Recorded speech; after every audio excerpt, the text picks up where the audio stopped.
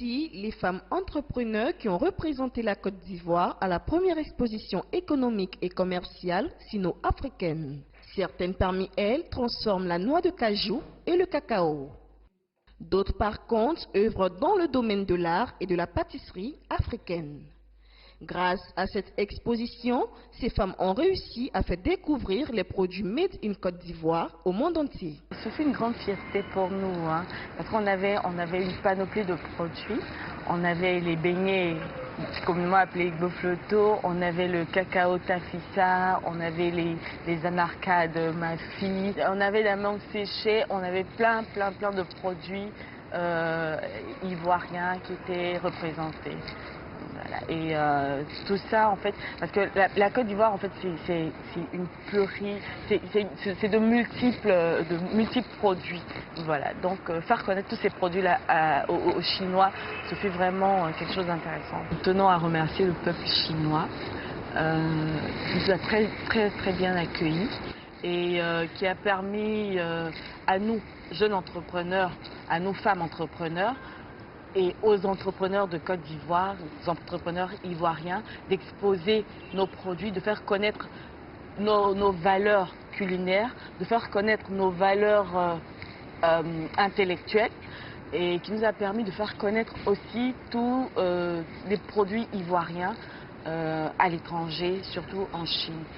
C'était une grande joie de participer à cette réunion Chine-Afrique. C'est vraiment une fierté. Et en allant, on nous avait dit d'envoyer quelques échantillons. Donc on a envoyé 2 sacs. J'ai regretté d'abord parce que on n'a pas envoyé beaucoup. Mais grâce à Dieu, le peu qu'on a envoyé, ça a intéressé aux Chinois. Parce qu'ils ne connaissent pas l'art africain. Il fallait leur démontrer comment c'était, dans quel bois nous faisons nos objets, et ils ont beaucoup apprécié.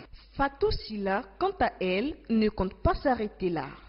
Elle ambitionne de faire de la Chine une plaque tournante du commerce et d'exposition d'objets d'art afin de mieux vulgariser l'artisanat ivoirien. J'ai eu certains contacts, mais ce qui m'intéressait le plus, c'est de travailler avec des galeries, travailler avec les galeries, les musées.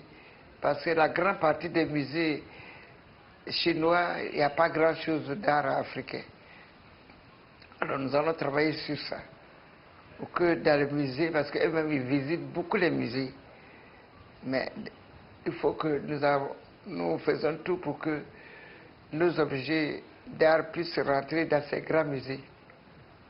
Pour que tous les jeunes Chinois qui vont dans ces musées-là voient nos objets d'art. Et c'est ça, c'est le travail que je dois faire.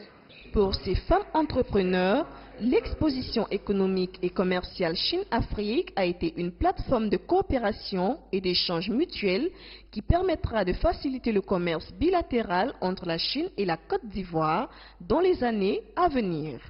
Christina Niaouré, CGTN français, Abidjan, Côte d'Ivoire.